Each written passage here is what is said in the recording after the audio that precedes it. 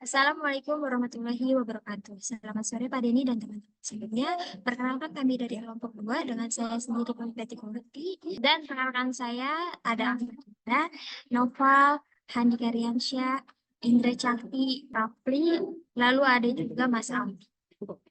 Kami akan menjelaskan kepada teman-teman semuanya apa itu network. Berikut outline yang akan kami bahas dalam presentasi kali ini.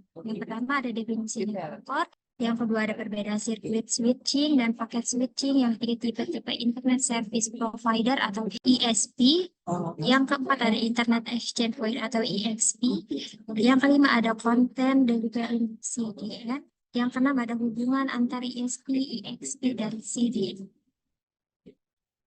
Pertama-tama saya akan menjelaskan latar belakang dari networker. Berikut adalah definisi networker. Networker mengacu pada bagian jaringan telekomunikasi yang menangani lalu lintas data internet, seperti pengaturan panggilan dan pengelolaan sumber daya jaringan. Slide berikutnya akan dijelaskan oleh Mas Raf. Ya, sebelumnya saya mau berterima kasih kepada Mbak Pipit telah menjelaskan pendahuluan yang sudah dijelaskan ya.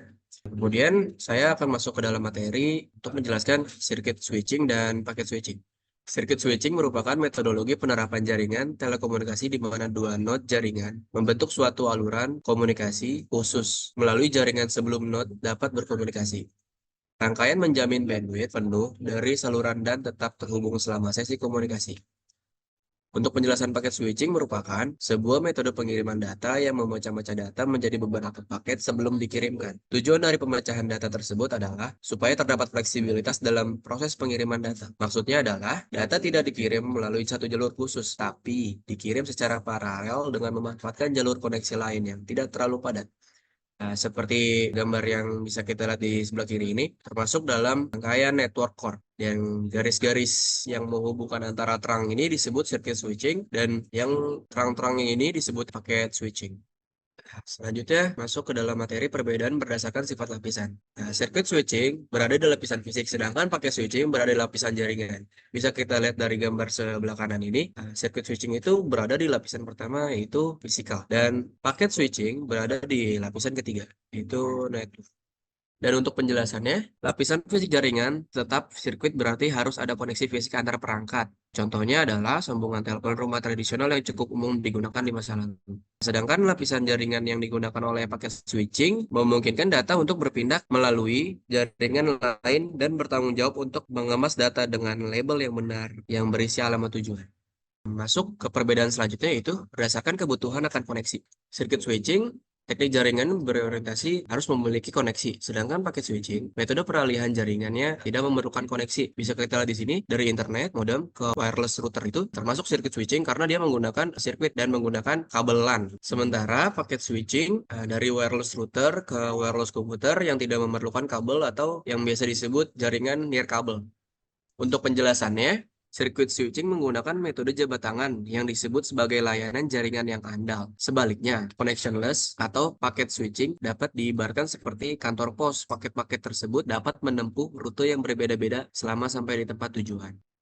Masuk ke perbedaan berdasarkan derajat fleksibilitas. Circuit switching tidak terlalu fleksibel, tetapi paket switching fleksibilitasnya lebih besar. Untuk penjelasannya yaitu, seseorang tidak dapat secara bersamaan menggunakan jalur yang digunakan untuk panggilan suara dalam peralihan sirkuit antara dua telepon untuk mengirim informasi melalui internet atau mentransfer file. Itu penjelasan untuk circuit switching. Sementara untuk paket switching adalah rangkaian jaringan virtual fleksibel yang menawarkan koneksi untuk beberapa pengguna secara bersamaan. Bisa kita lihat di sini contoh topologinya, yaitu ada dynamic IP dan static IP. Dynamic IP di gambar ini berubah ketika dari local network ini restart. Sedangkan untuk dari static IP ini tidak akan berubah setelah di restart atau tidak gitu.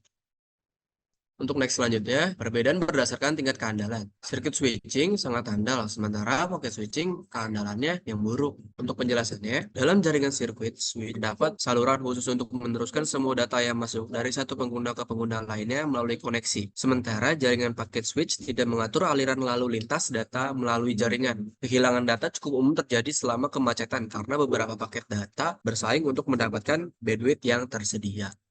Jaringan yang dikirim secara direct kepada satu user dianalogikan sebagai metode circuit switching. Sedangkan jaringan yang di-broadcast ke beberapa user dapat dianalogikan sebagai metode packet switching. Kenapa? Keandalannya circuit switching ini sangat handal karena dia dikirim secara direct dan tidak ada hambatan dan tidak ada pembagian bandwidth sehingga tidak ada terjadinya fluktuasi terhadap suatu jaringan. Sementara untuk packet switching, keandalannya yang buruk karena terjadinya pembagian bandwidth dan dikirim berbarengan kepada beberapa user dan terjadinya pembagian bandwidth dan terjadinya fluktuasi jaringan.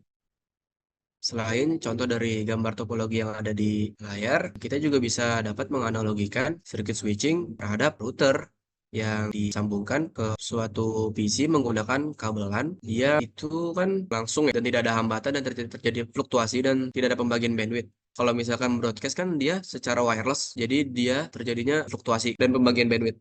Sekian untuk penjelasan perbedaan antara circuit switch dan packet switch networks. Untuk slide selanjutnya dan materi selanjutnya akan dijelaskan oleh teman saya, Mas Indra. Terima kasih Mas Rafli atas penjelasan materi sebelumnya. Di sini saya akan menjelaskan beberapa tipe-tipe internet service provider. Di sini telah ditampilkan beberapa logo perusahaan yang termasuk ke dalam tier 1. Apa sih tier 1 itu?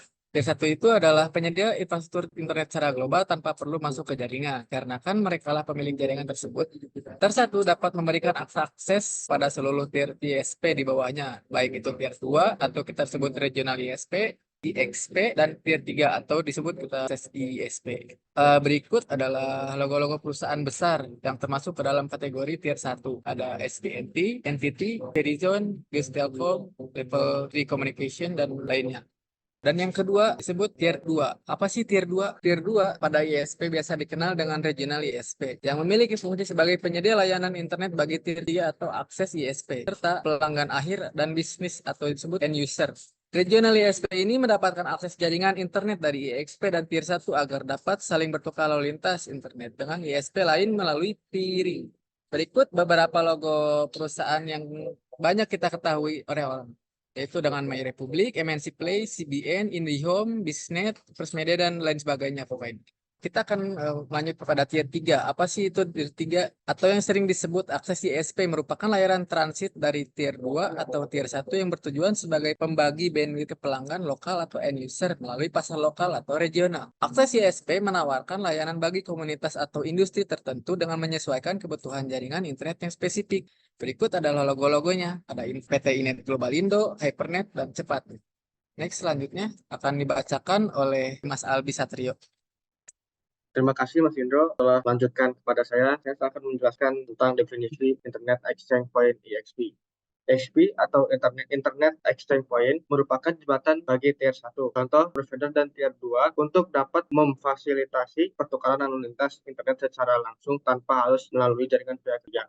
Definisi Content Delivery Network atau CDN. Jaringan ini dirancang untuk mengirimkan konten secara langsung kepada pengguna akhir atau USP tingkat lebih rendah, melewati ISP tingkat lebih tinggi bila memungkinkan.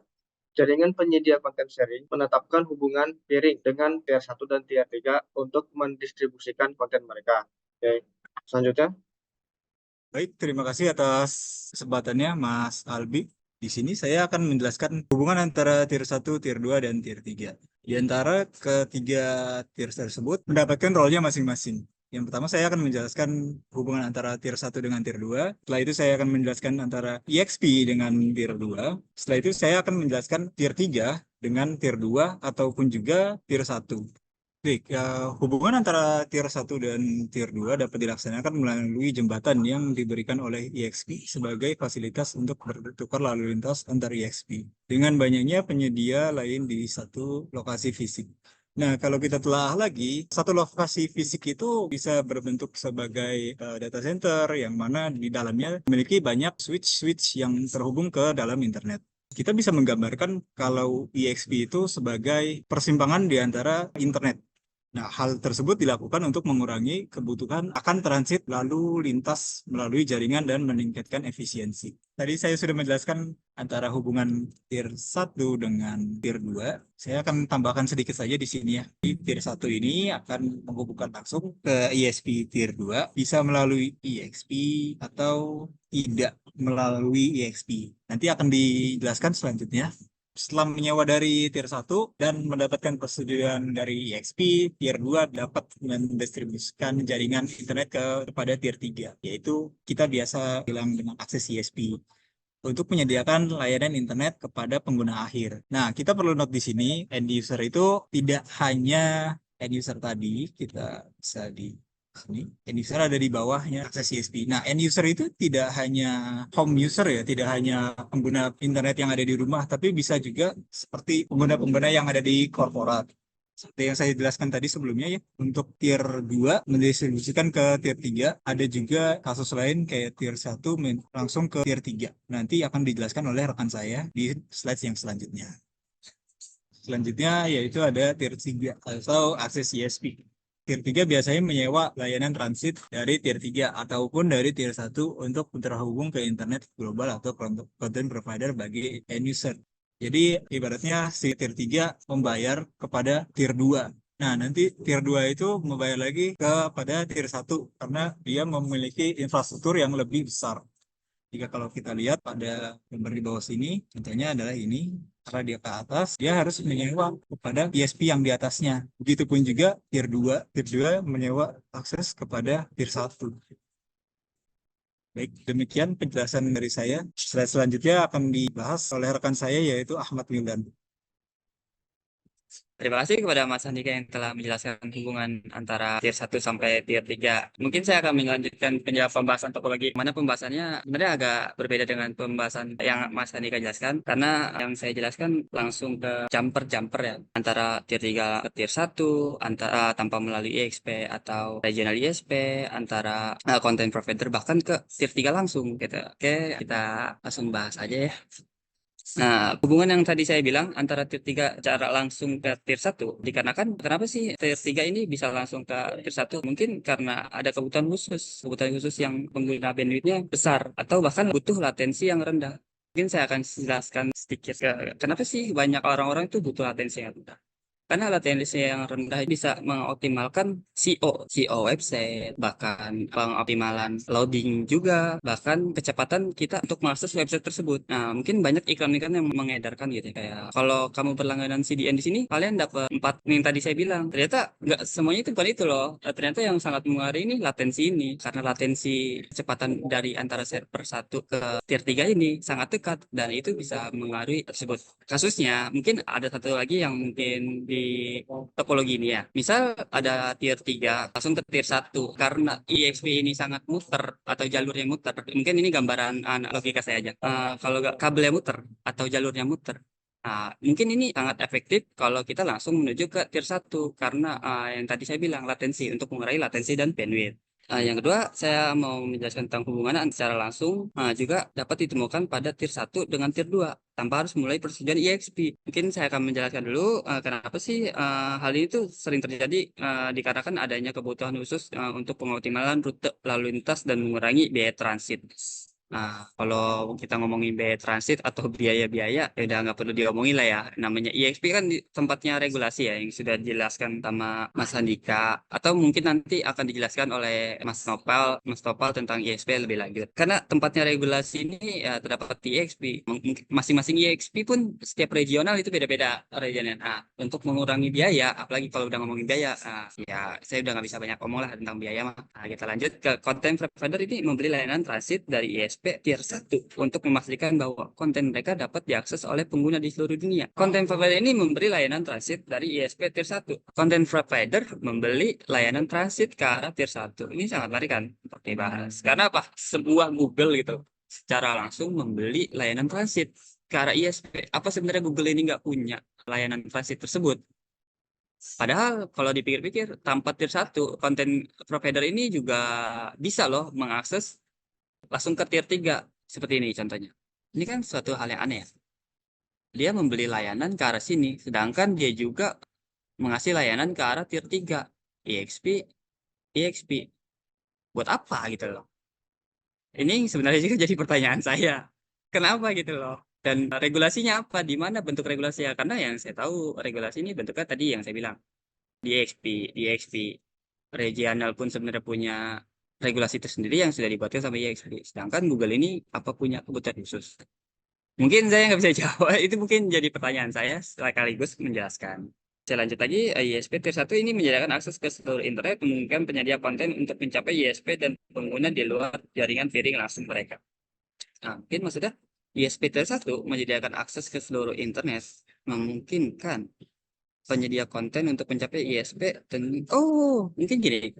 Antara Tier 1 menyediakan layanan ke arah konten provider agar si ISP EXP, akses semua regional XP ini mendapatkan konten. Untuk mendapatkan konten atau untuk mencapai ISP ini penggunaan luar jaringan peering secara langsung ke arah mereka.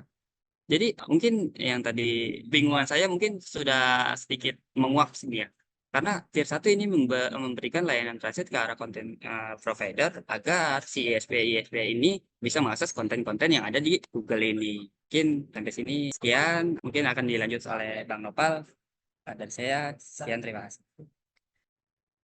Oke, baik. Terima kasih untuk penjelasannya, Mas Wildan. Selanjutnya saya akan menjelaskan terkait hubungan lainnya antara ISP dan lebih spesifiknya saya akan menjelaskan hubungan antara content provider atau kita bisa sebut dengan CDN, Content Delivery Network, dengan ISP-ISP lainnya pada Tier 1, Tier 3, dan juga IXP. Pada poin ke-7, di sini dijelaskan bahwasannya IXP itu terhubung dengan content provider melalui lokasi fisik, di mana content provider dapat terhubung melalui lalu lintas atau disebut peering dengan banyak ISP sekaligus, termasuk Tier 1 dan juga Tier 3. Pada proses ini, IXP memiliki tugas untuk menghitung biaya peering atau biaya lalu lintasnya, yang dimana itu meliputi biaya jaringan transport ke IXP tersebut, biaya peering itu sendiri, dan juga biaya kolokasi. Nah, biaya kolokasi itu apa sih? Ya, di dalamnya, rinciannya itu adalah biaya modal awal dan juga biaya operasi. Biaya operasi itu termasuk ke dalam biaya configuration, preventive, dan maintenance dari infrastruktur. Jika kita lihat dalam bagan, di sini kita bisa lihat ada content provider yang secara langsung ada garis yang menyambung antara content provider dengan IXP. Nah, di sini tugas IXP seperti yang saya sudah jelaskan, dia itu menjadi satu instansi yang berdiri sendiri untuk menghitung berapa besaran biaya yang diakumulasikan. Tadi saya sudah jelaskan, di dalamnya ada biaya peering, biaya transport, dan juga biaya kolokasi. Gitu.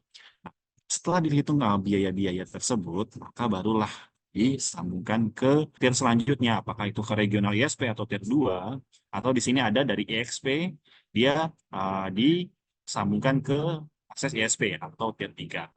Itu merupakan hubungan dari content provider dengan IXP. Guna IXP adalah untuk menghitung akumulasi dari biaya. Baik, pada hubungan terakhir, kita bisa temukan ada beberapa case bahwasannya dari content provider ini bisa secara langsung berhubungan atau terdapat lalu lintas dengan tier 3.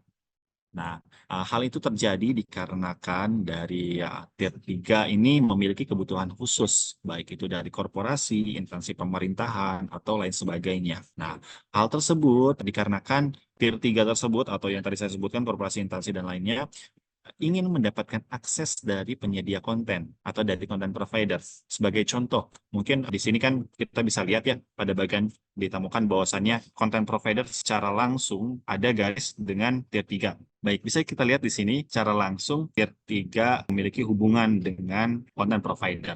Mungkin kita analogikan bahwasannya di sini ada Google sebagai konten providernya. Sebagai contoh kita masukkan konten provider tersebut adalah Google. Dan tier 3 atau akses ISP di sini kita analogikan mereka adalah perusahaan-perusahaan yang berafiliasi dengan Google atau memang mereka memiliki kebutuhan khusus dengan Google. Baik itu apakah kebutuhan terkait data-data dari Google dan lain sebagainya. Atau mungkin supaya kita bisa lebih relate lagi di sini sebetulnya ada contoh lain dari content provider. Apa itu sebetulnya contoh lain dari content provider? Kita bisa temukan seperti Cloudflare atau mungkin Windows Azure dan juga ada dari Cashfly. Cashfly ini mungkin bisa kita jadikan sebagai contoh ya, karena di dalamnya Cashfly ini dia memiliki konten-konten lain seperti contohnya Cartoon Network dan lain sebagainya. Nah, sebagai contoh misalkan Cartoon Network, di sini dari Cashfly ini dia menyediakan konten dari Cartoon Network. Dari pihak ketiga ini, dari tier 3 ini, mereka ingin mengakses konten dari Cartoon Network yang ada di Cashfly. Nah, mereka secara langsung tidak ingin ada intervensi, baik itu dari regional ISP atau Tier 2 atau dari IXP. Maka dari itu diperbolehkan secara langsung. Itu merupakan salah satu contoh kasus adanya hubungan antara content provider secara langsung dengan Tier 3. Baik, mungkin saya jelaskan juga pada poin ketujuh ya terkait masalah IXP yang tadi dijelaskan oleh Mas Albi dan juga Mas Wildan bahwasannya pada IXP ini hubungannya dengan content provider merupakan sebagai bentuk regulasi atau mereka membatasi apapun konten yang akan masuk ke regional ISP atau masuk ke tier ketiga. Pada hal ini di sini saya ingin menjelaskan fungsi dari IXP itu mereka sebagai lembaga atau mungkin instansi yang mengatur pembiayaan, berikan jumlah akumulasi berapa biaya yang perlu dibayarkan untuk menyewa suatu content provider tersebut. Oke, baik, mungkin itu yang dapat saya sampaikan terkait pembahasan network core hari ini. Dapat disimpulkan dari apa yang dijelaskan oleh teman-teman, dari awal definisi yang dijelaskan oleh Mbak Pipit, dan juga selanjutnya dijelaskan terkait apa saja tipe-tipe dari ISP oleh Mas Rafli, Umar, dan juga perbedaan-perbedaan dari circuit switching dan juga packet switching. Selanjutnya dijelaskan oleh Mas Indra Cakti terkait apa saja sih tipe-tipe dari ISP. Selanjutnya dijelaskan oleh Mas Albi apa itu IXP, Internet Exchange Provider, dan juga dijelaskan terkait masalah CDN, Content Delivery Network, atau yang tadi saya sudah sampaikan, content provider. Gitu. Nah, dan di akhir dijelaskan secara rinci oleh Mas Wildan dan juga Mas Handika terkait apa saja hubungan-hubungan yang terjadi dari ISP tersebut. Nah, dapat kita simpulkan bahwasannya network core ini merupakan inti dari jaringan. Dan yang ada pada tier 1 mereka merupakan infrastruktur utama. Mereka yang memiliki infrastruktur tersebut. Bisa kita analogikan mungkin sedalam pembangunan jalan tol. Di sini dari Jasa Marga, mereka merupakan analogi dari tier 1. Yang mana Jasa Marga mereka menyediakan jalan untuk dibuatkan akses tol supaya dapat dilalui secara masif oleh pengendara-pengendara roda 4. Nah, di sini dari pihak Jasa Marga mereka memberikan akses atau menyewakan akses tersebut supaya dapat dikelola oleh tier 2, yang mana tier 2 di sini bisa jadi mereka itu adalah perusahaan-perusahaan vendor yang swasta-swasta. Itu bisa jadi apakah itu oleh Wika sebagai pembangunnya, tetapi bisa jadi mereka juga nanti akan mengelola dari jalan tol tersebut. Nah, tetapi sebelum masuk ke Wika, itu ada IXP, yang mana di sini sebagai blocking, sebagai regulasi untuk menjembatani antara tier 1 dengan tier 2. Nah, IXP ini apa? IXP itu lembaga. Dia bisa juga diartikan sebagai instansi pemerintah. Sebagai contoh di sini kalau di jaringan itu ada APJI atau Asosiasi Penyelenggara Jasa Internet Indonesia. Mereka yang menjembatani dari tier 1 dengan tier 2. Mereka memberikan regulasi atau batasan-batasan, mungkin apakah itu sensor dan lain-lain sebagainya untuk mengatur bandwidth di dalamnya dan juga mengatur biaya-biaya apa saja yang harus diakumulasikan oleh tier 2 gitu. Nah, untuk selanjutnya dari tier 2 ke tier 3 dan sampai dengan ke end user, itu dari tier 2 ke tier 3 mereka secara langsung mungkin bisa kita artikan sebagai vendor-vendor. Vendor-vendor yang mereka mengkomersilkan dari jaringan internet tersebut. Bukan cuma hanya mengkomersilkan, mereka itu menjadi customer service dari jaringan internet Indonesia. Mereka menerima masukan-masukan atau keluhan-keluhan yang diberikan oleh end user atau mungkin dari tier ketiga. Mereka memberikan pelayanan kepada mereka supaya dapat disampaikan kepada IXP atau kepada tier 1 secara langsung terkait adanya gangguan tersebut. Nah, pada tier 3 setelah menerima akses internet dari tier 2, maka dari itu tier 3 akan menyebarkan lagi internet tersebut kepada end user. Sebagai contoh, misalkan kita bisa melihat dari tier 2-nya, misalkan kita ambil bisnet, kita mengambil jaringan bisnet lalu diterima oleh suatu wilayah atau kecamatan, ada RT yang memiliki inisiatif untuk membeli jaringan internet secara besar supaya dapat dibagikan kepada warga yang ada pada RT tersebut gitu. Nah, itu misalkan mereka membuat nama Wildanet, maka dari Wildanet tersebut mereka akan menyebarkan kembali ke end user supaya dapat diakses ke rumah, home to home, dari rumah ke rumah gitu melalui router.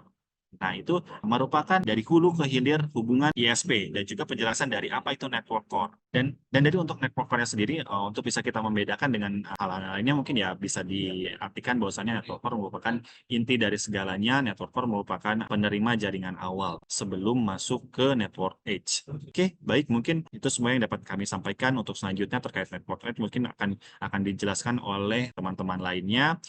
Mungkin sekian dari kami. Bila mana memang ada beberapa hal yang masih keliru atau tidak sesuai dengan materi yang ada, bisa dibantu untuk dikoreksi melalui kolom chat atau mungkin melalui kolom komentar pada YouTube. Sekian, kami ucapkan terima kasih banyak atas perhatian dan juga partisipasinya untuk melihat video ini. Jangan lupa komen, like, dan subscribe. Terima kasih banyak. Assalamualaikum warahmatullahi wabarakatuh.